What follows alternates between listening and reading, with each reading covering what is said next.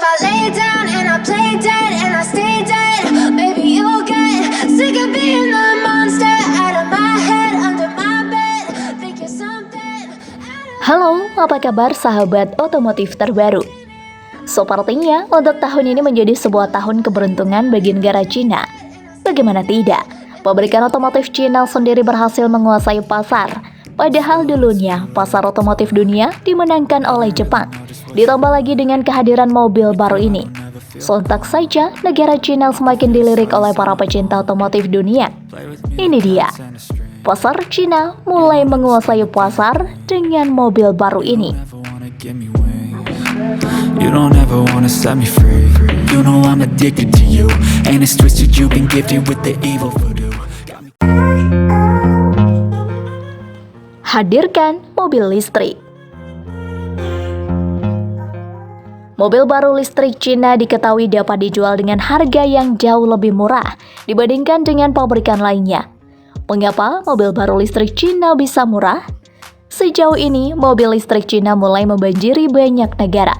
Negara-negara di Eropa bahkan juga menjadi salah satu tempat mobil baru listrik Cina berlabuh.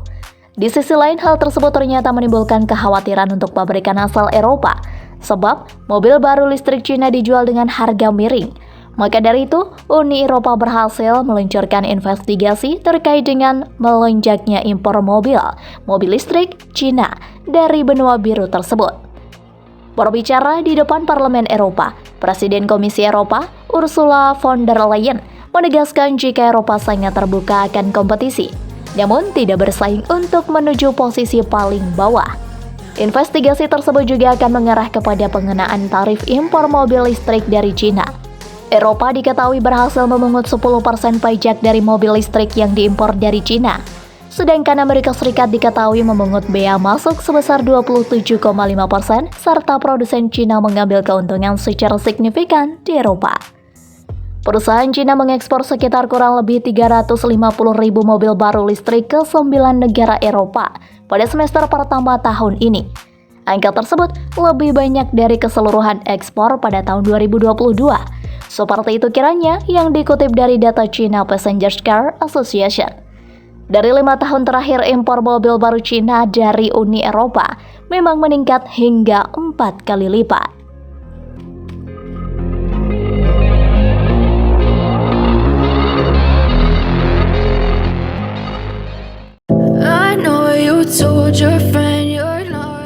Harga lebih murah. Cina memang menjual mobil lebih murah daripada negara-negara lainnya. Dilansir Reuters, ini disebabkan oleh kebijakan insentif dan subsidi selama 1 dekade di Beijing. Hal ini membuat Cina menjadi pasar mobil listrik terbesar di dunia dan bisa mengendalikan rantai pasokan mobil listrik global, termasuk soal bahan bakunya murah. Hal itu tentu menarik perusahaan untuk memproduksi mobil di Cina. Mobil listrik Cina bisa mencapai 1/5 lebih murah ketimbang mobil-mobil buatan Eropa. Di Indonesia pun, harga mobil listrik merek Cina ramah di kantong masyarakat. Mengambil contoh mobil baru listrik merek Wuling yang dijual tak sampai 300 juta rupiah. Begitu juga mobil listrik DFLK yang ditawarkan dengan harga paling mahal 200 jutaan. Dengan harga segitu, mobil baru listrik Cina bisa menempuh jarak hingga 300 km. Jika Anda menyukai video ini, silahkan klik like dan subscribe untuk mendapatkan video otomotif terbaru dan terupdate dari kami di sini.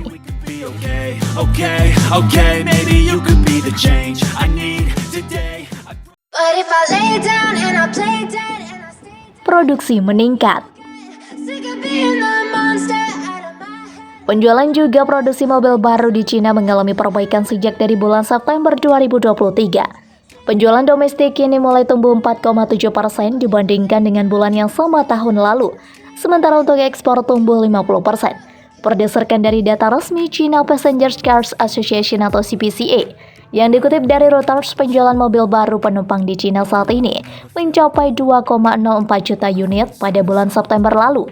Tingkat pertumbuhan tahunan ini bahkan bisa dikatakan melampaui level pada bulan Agustus yang hanya 2,2%. You don't ever wanna set me free.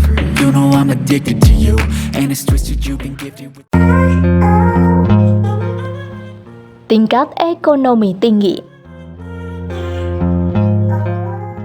Sementara di sisi lain penjualan New Energy Vehicle atau NEV tumbuh 22,1% pada bulan September dibandingkan periode sama tahun lalu.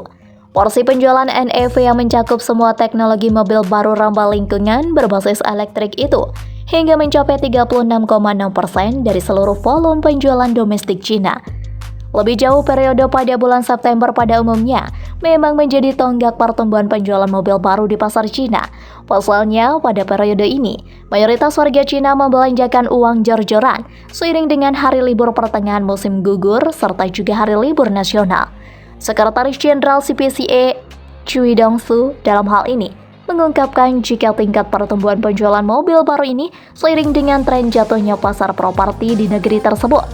Bahkan, dia juga menilai jika jatuhnya sektor properti menjadi sebuah pertanda baik, sebab sentimen tersebut memicu konsumen beralih dari investasi properti kepada belanja otomotif mobil baru.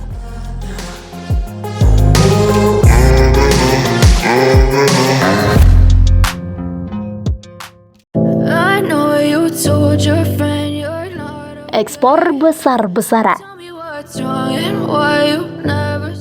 Secara keseluruhan, sepanjang Januari sampai September, penjualan mobil baru di Cina tumbuh 2,1% secara tahunan, menjadi 15,41 juta unit. Sebaliknya, tingkat pertumbuhan pengapalan mobil dari Tiongkok melesat tajam, khususnya untuk produk-produk mobil baru listrik. Ekspor mobil Cina pada September bahkan tumbuh 50% secara tahunan, dan tumbuh 31% dibandingkan Agustus. Tesla selaku salah satu pemain mobil listrik utama mengekspor mobil listrik dari Cina mencapai 30.566 unit pada September, tumbuh 57% dibandingkan 19.465 unit pada Agustus. Tesla telah memicu perang harga, telah menyingkirkan 40 merek lokal. Namun pabrikan asal Amerika Serikat itu menghadapi penyusutan pasar dari sekitar 12,98% pada kuartal kedua, menjadi 9,89% pada kuartal ketiga tahun ini. Sementara itu, pabrikan mobil baru listrik terbesar Cina, yakni BYD, tercatat melegus sebanyak 287.454 unit NEV pada September. Sedangkan perusahaan rintisan Li Auto melego sebanyak 36.060 unit pada bulan lalu, melejit 212,7% secara tahunan.